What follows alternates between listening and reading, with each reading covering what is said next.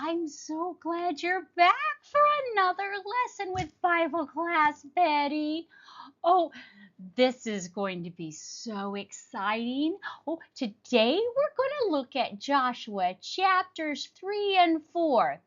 And I've entitled our lesson, Israel's Big Step, Crossing the Jordan River. I can't wait. And I'm hoping that each one of you has already listened to lesson 1. That was chapters 1 and 2. Okay? If you haven't, go back and do that now and check it out and come back here to this lesson. But before we get started, there's a few words that you might need to know. Because remember, sometimes the Bible uses awfully big words. And some of those words we know, and some of them, well, they meant something different in Bible times. So let's see what we should know this week. Okay, our first term can be called lots of things. Why? It's the Ark of the Covenant, the Ark of the Testimony, the Ark of the Lord. All of those are the same thing. Do you know what the Ark is? Well, it was the most sacred object in Israel's worship.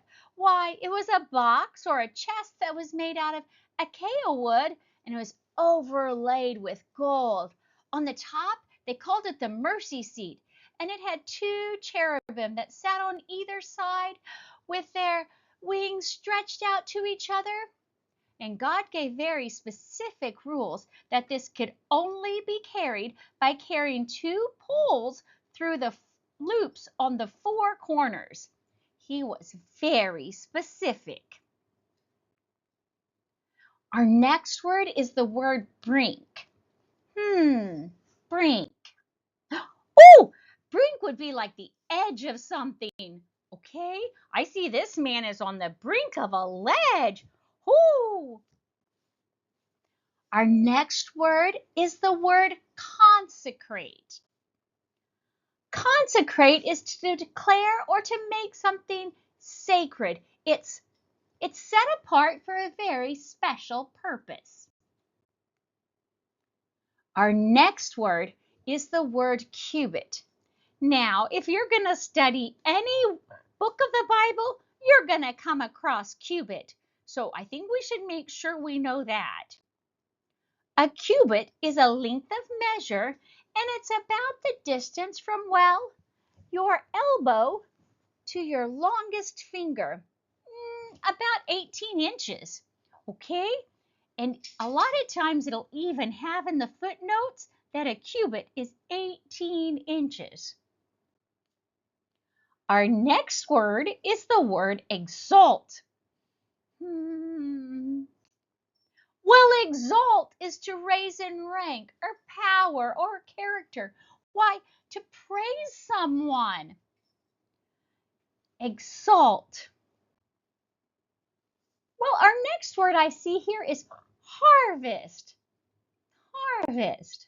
Oh, that's the season when the crops are gathered. Why, that's like when it looks like they've got some eggplant and lettuce, oh, some yummy carrots, and they're harvesting them and gathering their crops.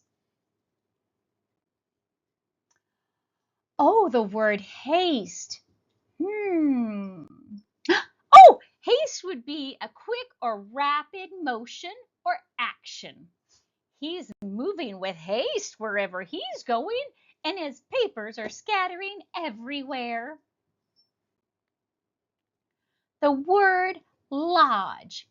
We looked at this because we saw lodge in chapters 1 and 2 of Joshua. It refers to a place where someone lives. Why? It could be a temporary place, or it could be where they live in their residence for a longer period of time. I think that like Abraham would lodge in this tent right here. Midst. Oh, this is another one we saw last week too. It meant in the middle, because remember the bull is in the midst of the stuffed animals. Good job, everyone. Well, let's continue and review everything we've learned from the book of Joshua so far. First chapter, we learned that chapter 1, be strong and courageous, your wanderings are done. Israel prepares their provisions in Joshua 1. Good job. Chapter 2, spies are sent out in Joshua 2. A promise to Rahab for her rescue. Remember Rahab? She's going to visit us again in chapter 3. Well, let's get started. Now, the big event the Israelites had been waiting for was finally about to happen. They were about to enter the land that was promised to them so long ago by Abraham and Isaac and Jacob. Well, this chapter 3 is going to take place when the Israelites were in the wilderness. Why, they were in the wilderness from approximately 1490 to 1450 BC, which places the events in Joshua 3 at approximately 1450 BC.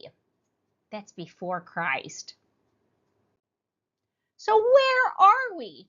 Well, let's look at my map here. Do you see Jericho there on the map? Well, that's right there at the top of the Dead Sea. That's where a lot of our action is going to take place in these two chapters. Now, who is in chapters 3 and 4? Well, let's start with chapter 3. You remember Joshua, right? Why, he was Moses' assistant, and he led the people in the wilderness. God selected Joshua to lead the Israelites after Moses' death. Now, in this lesson also, we're going to meet the Levitical priest. These were the priests that are mentioned in Joshua 3 that were from the family of Kohath, and they were responsible for carrying and transporting the Ark of the Covenant. Remember that sacred box that was laid with gold? Oh yes, we're going to read about that today. Now, if you will, open your Bibles to Joshua chapter 3. Let's make sure we know where Joshua is. Genesis, Exodus, Leviticus, Numbers, Deuteronomy, Joshua. Okay, Joshua chapter 3, verse 4. Then Joshua, I forgot to tell you. Do you see my words that are there in blue? Remember, that's someone's name. And you also see words that are in green. Green means that that's a place. Now, if you see, like this page has things in yellow, that means it's a quote. Someone's talking. Someone's telling us something. Now, if those words were, well, red, we would know that that was God talking. But if it's not red, then it will be yellow and meaning that someone else is speaking. Okay? Now we can get started. Israel crosses the Jordan. Then Joshua rose early in the morning and they set out from Shittim and they came to the Jordan, he and all of the people of Israel, and they lodged, they camped there before they passed over. At the end of 3 days, the officers went through the camp and commanded the people, as soon as you see the Ark of the Covenant of the Lord your God being carried by the Levitical priest, then you shall set out from your place and follow it. Yet there shall be a distance between you and it of 2,000 cubits in length. Do not come near it. Don't get near the Ark of the Covenant, in order that you may know the way you shall go, for you have not passed this way before. Now, the emphasis in this story is the Ark of the Covenant, which is mentioned 15 times in these 2 chapters. The Ark of the Covenant had in it the tablets of law, remember the 10 Commandments, that symbolized that God was with them. So when it was being carried out before the people, it was like God Himself was leading them. The people of Israel would discover that it was a symbol and that it was incredibly important to God. The people of Israel also discovered that there would be consequences if the ark was treated casually. Remember, I told you there was a very specific group of people who were permitted to carry the ark. Then Joshua said to the people, "Consecrate yourselves, for tomorrow the Lord will do wonders among you." And Joshua said to the priests, "Take up the ark of the covenant and pass before the people." So they took up the ark of the covenant and they went before the people. Now, consecrate involved like bathing and washing. Okay? It wasn't just an outward act, it was to demonstrate that they had clean hearts with a single focus on God. Joshua told the people that God would do amazing things and then began to move the priest with the ark to the front.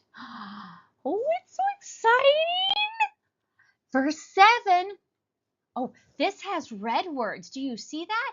This means God is going to talk. It looks like, let's see, blue is the Lord. Also Joshua. The Lord is speaking to Joshua, and the words in red are what He's going to say to Joshua. Let's read. And the Lord said to Joshua, "Today I will begin to exalt, to lift you up, to praise you in the sight of all Israel, that they may know that as I was with Moses, so I will be with you. And as for you, command the priests to bear the ark of the covenant. When you come to the brink, the edge of the waters of the Jordan, you shall stand still in the Jordan." Now the Lord told Joshua that day Joshua would be lifted high in the sight of all the Israelites. The people would have proof that God was with Joshua, just like He had been with Moses. Verse 9. Now we're in yellow, so it's not God talking anymore. Then Joshua said to the people of Israel, "Come here, listen to the words of the Lord your God." And Joshua said, "Here is how you shall know that the living God is among you, and that He without fail will drive out before you the Canaanites, the Hittites, the Hivites, the Perizzites, the Girgashites, the Amorite, the Jebusites." Oh, that's a lot of ites. If it's ites, that's a group of people. "Behold, the ark of the covenant of the Lord of all the earth is passing before you into the Jordan." Well, I kind of put a chart here that has like the different ites, the different groups of people, the Canaanites. Why, where did they live? At the sea coast of the Jordan Valley. I thought that might be helpful, but you don't really need to know where they're at to know God is going to drive them out and give Israel success. What is it that the people of Israel have to do, though? Yeah, obey God. Let's see what happens next. Verse 12. Now we're still in yellow, so that means Joshua is still talking. "Now, therefore, take 12 men from the tribes of Israel, from each tribe a man." So we've got 12 tribes, and we're taking one man from each tribe. "And when the soles of their feet of the priests bearing the ark of the Lord of all the earth, shall rest the waters of the Jordan. And the waters of the Jordan shall be cut off from flowing, and the waters coming down from above shall stand in one heap." So Joshua explains to the people of Israel what was about to happen when the 12 men, one from each of the 12 tribes, moved forward.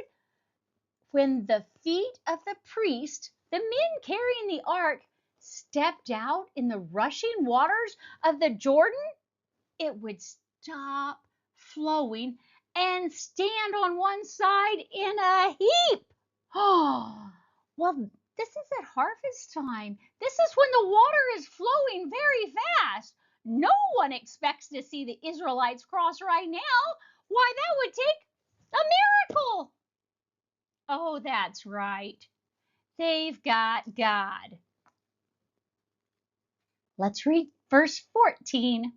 So when the people set out from their tents to pass over the Jordan, with the priests bearing the ark of the covenant before the people, as soon as those bearing or carrying the ark came as far as the Jordan, that's the river, and the feet of the priests carrying the ark were dipped into the brink, the edge of the water.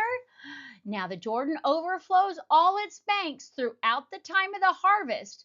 The waters coming down from above stood and rose up in a heap very far away at Adam, the city beside Zarethan. Now those flowing down towards the sea of the Arabah and the Salt Sea were completely cut off, and the people passed opposite Jericho, right across from Jericho. Now, the priest bearing or carrying the ark of the covenant of the Lord stood firm on the dry ground in the midst, the middle of the Jordan, and all of Israel was passing over on dry ground until the nation finished passing over the Jordan.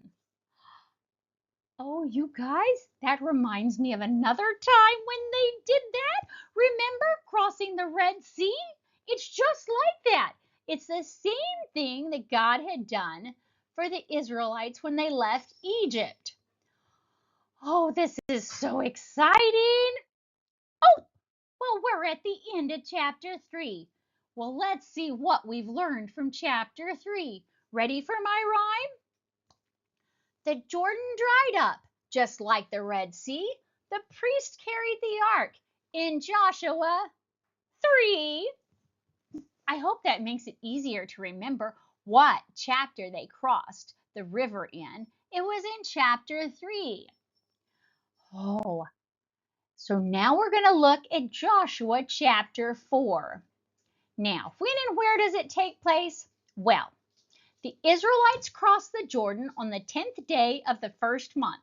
We learned that in chapter 4, verse 19, when they camped at Gilgal. And who are we learning about in chapter 4? Why, it's the 12 Israelites. Joshua chose a representative, one person from each tribe of Israel, to help commemorate, remember, or celebrate, or memorialize the crossing of the Jordan River. Let's see how he's going to do that. Why, in my town, when we want to commemorate something, we usually build like a monument or a statue or something. Let's see what Joshua decides to do. Chapter 4, verses 1 through 7. And I see there's some red words from God and some yellow words, for it looks like Joshua's speaking. Also notice there's some names in blue and places in green. Are you ready? Let's get started. 12 memorial stones from the Jordan. When all the nations had finished passing over the Jordan, the Lord said to Joshua, take 12 men from the people, from each tribe a man, and command them, saying, take 12 stones from here out to the midst, the middle of the Jordan, from the very place where the priest's feet stood firmly, and bring them over to you, and lay them down at the place where you lodge tonight. And then Joshua called the 12 men from the people of Israel, whom had been appointed, one man from each tribe. And Joshua said to them, pass before the ark of the Lord your God into the midst, the middle of the Jordan, and take up each of you a stone and put it on his shoulders. So are we talking little bitty pebbles or a stone and put it on your shoulders? Oh, good. Sorry. According to the number of tribes of the people of Israel, that this may be a sign among you, to you and your children in a time to come. What do those stones mean to you? If your children ask, then you shall tell them, when the waters stood up in the Jordan were cut off before the ark of the covenant of the Lord, when it passed over the Jordan, and the waters of the Jordan were cut off, so that the stones shall be to the people of Israel a memorial forever. And the people of Israel did just as Joshua commanded, and they took up 12 stones out of the midst of the Jordan, and according to the number of tribes, the people of Israel, just as the Lord had told Joshua. And they carried them over with them to the place where they lodged, where they camped, and laid them down there. And Joshua set up 12 stones from the midst of the Jordan, and placed them where the feet of the priests were bearing the ark of the covenant stood. And they are there to this day. For the priest bearing the ark stood in the midst of the Jordan until everything was finished that the Lord commanded Joshua to tell the people, according to all that Moses had commanded Joshua. The people passed over in haste, in a hurry. And when all of the people had finished passing over, the ark of the Lord and the priest passed over before the people. Oh, Joshua had instructed the 12 men, one from every tribe, to pick up large stones and erect a monument, just like we do, in the middle of the Jordan bed where the priest had stood with the ark, and the stones would be used there to make a memorial to remember the events of that day. Chapter 4, verse 12. The sons of Reuben, the sons of Gad, and the half tribe of Manasseh passed over armed before the people of Israel. So they are kind of like their bodyguards, passing ahead of them, making sure they're safe, as Moses had told them to do. About 40,000 ready for war passed over before the Lord for battle to the plains of Jericho. On that day, the Lord exalted, praised, celebrated Joshua in the sight of all Israel. And they stood in awe or amazement of him, just as they had stood in awe of Moses all the days of his life. And the Lord said to Joshua, command the priest bearing the ark of the testimony to come up out of the Jordan. So meanwhile, the soldiers from the 2.5 tribes, remember Reuben, Gad, and the half tribe of Manasseh, had settled east of the riverbed. They crossed with other tribes following. The Israelites watched the entire miracle unfold before their eyes. God had shown favor to Joshua just as he had done for Moses. The people stood in awe of Joshua just as they had done for Moses. Verse 17. So Joshua commanded the priest, come up from the Jordan. And when the priest bearing the ark of the covenant of the Lord came up from the midst or the middle of the Jordan, the soles of the priest's feet were lifted to dry ground. The waters of the Jordan returned to their place, and overflowed all its banks as before. Why, oh my goodness, this wondrous event. The priests exited the Jordan, as soon as their feet are out of the Jordan, that moment, remember they had been standing on dry ground, that moment they stepped up to the land, all of the water that had built up upstream flowed with great force. Can you imagine the water teeming up and raging past right where their feet had been? Oh, that must have been so awesome. Verse 19, the people came up out of the Jordan on the 10th day of the first month, and they camped in Gilgal, east of the border of Jericho. And those 12 stones which they took out of the Jordan, Joshua set up at Gilgal. And he said to the people of Israel, when your children ask their fathers in time to come, what do those stones mean? Then you shall let your children know. Israel passed over the Jordan on dry ground. For the Lord your God dried up the waters of the Jordan for you until you passed over, as the Lord your God did to the Red Sea when he dried it up for us until we passed over, so that all the peoples of the earth may know what? That the hand of the Lord is mighty, and that you may fear the Lord your God forever. Now, both Moses and Joshua had given important instructions on the 10th day of the first month.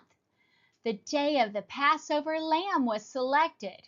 In other words, the anniversary of their freedom from Egypt. The descendants of Abraham arrived in the promised land.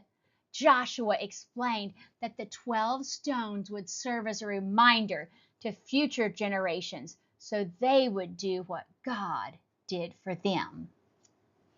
Now, I want you to know, it says right there that you may fear the Lord your God forever. Fear, I think, means that, he's great. He's able to make water stop flowing. He is God. Remember that as you make your choices through life. You serve a God who loves you so much. You should be in awe of him. He explained that they would always remember what God had done for the Israelites. Oh, now we're ready for the next rhyme. Ready? 12 stones collected from Jordan's floor as a memorial was erected in Joshua 4. One more time. 12 stones collected from Jordan's floor, a memorial was erected in Joshua 4. Now, I told you I do like some cartoons at the end, but we want to make sure that everybody's understanding what we've done in 3 and 4. So, Joshua sent out those 2 spies, remember? He sent them to Jericho, which was the first day in the promised land.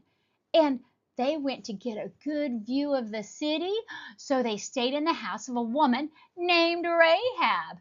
Rahab doesn't live by God's law, but she had heard about what God had done for the Israelites. She knows that God is powerful, and she protects the spies. Now, the spies report back that they believe God has given them this land. Joshua gathers everyone together and they cross the river, and as they do so, God calls them not just a people, but now they're a nation.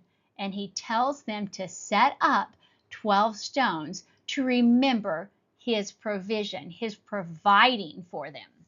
Now, God wants Joshua to be strong and courageous, but he doesn't expect Joshua to do it on his own. Every time God tells Joshua to be brave, God also tells him that he'll be with him. We can't force ourselves to be strong and courageous, and God doesn't ask us to. Real bravery comes from knowing that God is with us. So now are you ready for my cartoons? I hope you find them funny. Someone took some time to draw these and they make me snicker. Are you ready? My Uncle Carl encountered a similar parting at the waters about 40 years ago at the Red Sea. Of course, that was very salty water, and this is fresh water. Very peculiar. See, the two fish crossing the Jordan River on dry land was like, whoo, deja vu all over again. Dun, dun, dun. No, I don't have to take up such a dynamic pose for God to work miracles. But man, wouldn't you? Was there anything that Joshua could do to make that more impressive? No, God did all the work. But it's kind of funny, don't you think? Huh! Oh man, I always knew that this fish identification chart would come in handy someday. Do you think that guy's going to have fun walking through the walls of water and looking for different kinds of fish? I bet he does. Oh, dude, that dude totally parted our sea. How cool is that? I think that fish is very impressed. Oh, now, if you guys have made it to here, it's time for a little homework. This week, I'm going to ask you to read chapters 3 and 4 again on your own now that you understand what those words mean, and work on your study guide for chapters 3 and 4. Answer those questions, and then with your chapter heading cards, if you'll review all the heading cards for chapters 1 through 4, you'll be doing excellent. And I can't wait to see you for next lesson, which will cover 5 and 6. Bye-bye.